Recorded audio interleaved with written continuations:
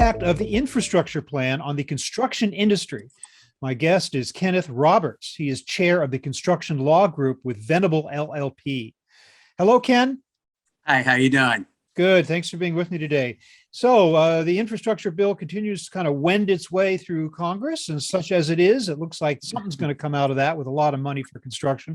How will the construction industry specifically be impacted by this bill, do you believe?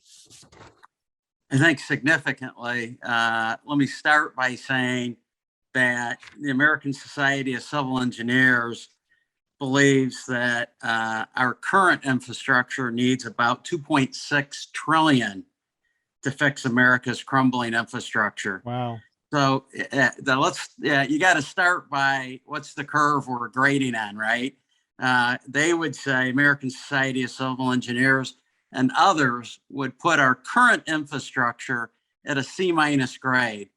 So I know it's a lot of money, but our infrastructure has been ignored for decades and decades and decades. And so if you're just going into the doctor in the emergency room and you're expecting that visit alone is going to cure what ails you, you're wrong. And anybody thinking that this amount of money, although it is a lot, it's long overdue. There's a lot that needs to be corrected. There's a lot of attention that needs to be given to our infrastructure. The longer it goes, just like you postpone a visit to the doctor because something is wrong with you, it doesn't make it easier. It just compounds what you need to do to fix it. Mm-hmm. I'd say the same is true with our infrastructure system. Not to mention the prioritization that has to happen once the money is there, all the competing interests, different modes, different methods of transportation infrastructure.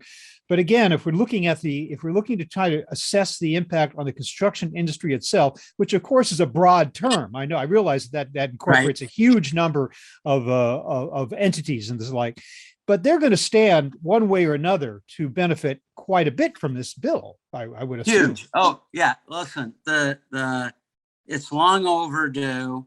And however you look at it, 40 billion over 5 years, 110 billion that's for bridges, 110 billion for roads and bridges, 16 billion for major projects that are too complex for traditional funding, 25 billion for airports, 17 billion for ports. Look, this is money that the state and local, they don't have right now, right? They don't have the money to do these projects. And so they keep postponing them, or they do a Band-Aid fix to what needs to be major projects. So if this bill gets passed in any type of scenario that it's currently on the books, this is desperately needed money at the state and local level, not for a wish list, not for niceties. This is triage right in the emergency room. Yeah. This money is desperately needed for wastewater, for airports, for transit project, for roads and bridges, for complex bridges. All of this money these are not niceties. If you talk to any secretary or director of a DOT for a state, they need this money now. If you talk to major cities on the transportation need, this money is critical.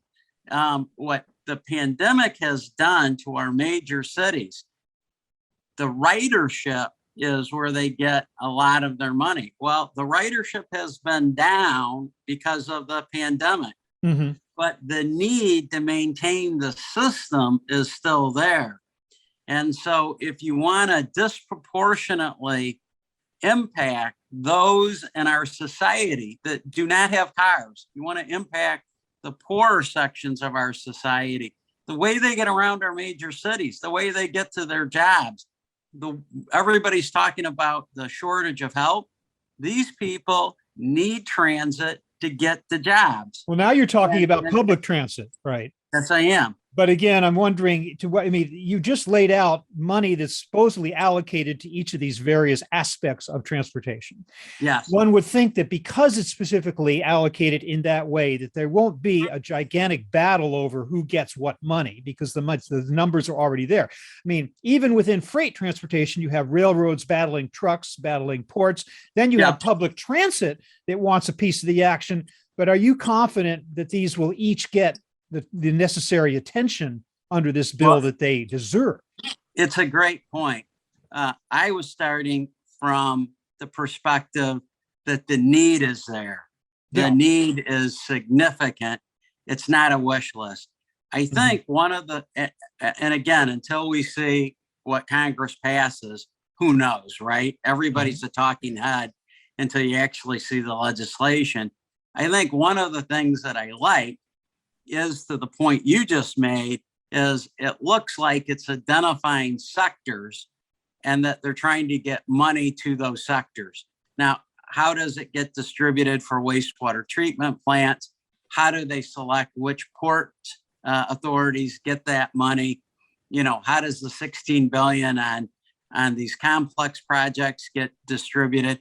You know, that's an open debate. But to your point, it's not just a simple block grant that we'll figure it out later. I think to the point that you made, that I feel very few commentators are making, and I think it's an excellent point, is it helps in terms of getting the money as quickly into the sectors by identifying how, you know, at least in the proposed legislation, how they've done it. X for roads and bridges, Y for waste treatment, you know, Z for freight.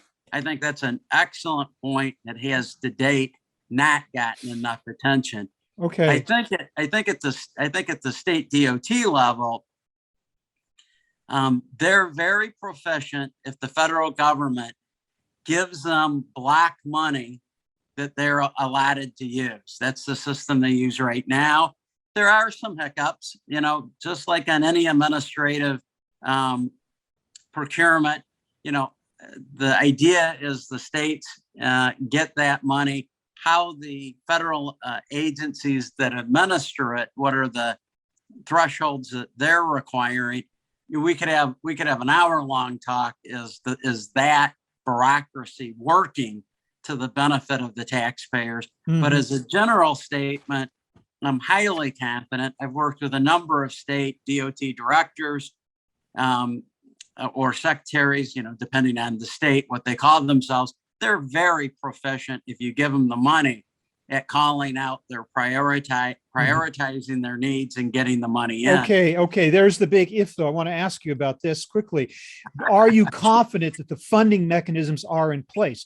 An increase in the gasoline federal gas tax has been ruled out as a way to create, you know, to pump up the highway trust fund. The money is going to come from all these different interesting creative sources, but is it enough? Is this bill truly going to be funded? Well, you asked two questions I think are both good. First, is it enough? I'll go back to my opening. I can tell you right now, nobody wants to talk about it. It's not enough. Yeah. Right. What they need more, but this is a good start. Number two, I think the question you just asked, how does it get funded? Isn't that is the poster child of the question of the year that they're debating in Washington, D.C. right now. It's easy to say in a bill you want to give this money. How is it going to be funded? And to be honest, until you actually see what they're doing in D.C. and the funding mechanism, that's an open-ended question. Now, the sponsors of the infrastructure bill have laid out proposed mechanisms as to how they would do it. But as you well know, you've been around the block. What someone proposes is the funding and the legislation, and what the ending legislation looks like. That's as different as a cat to an elephant. Both are animals, but you got to wait and see what it actually looks like. I think I'm going to go to my opening statement. I think the need is so great, is so significant. I think the need reaches every congressional district. Every House of Representative has a need in his or her district for this money. Every governor, it's not a wish list. They need this money desperately. So I think the senators and the House of Representatives and Congress get that this isn't just a political move. This is long overdue. You know, our roads haven't gotten, if this bill passes, this is kind of hard to believe, our roads will not have gotten such an infusion of cash since Eisenhower embarked on the interstate freeway system. Think about that for a second. How many people listening to this, you know, were alive when Eisenhower was president? How many people were alive when the brunt of that work was done? We've gone literally decades without proper maintenance of our infrastructure. I think to answer your question on funding, that chicken's going to come home to roost for the various politicians. They will find a way. What that mechanism looks like, to the degree you just asked, boy, I don't know.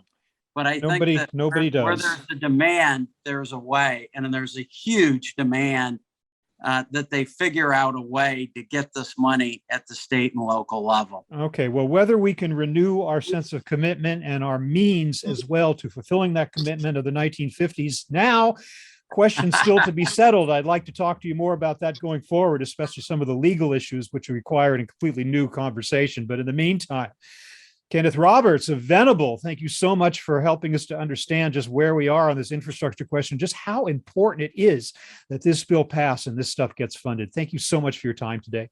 Thank you. You've asked great questions.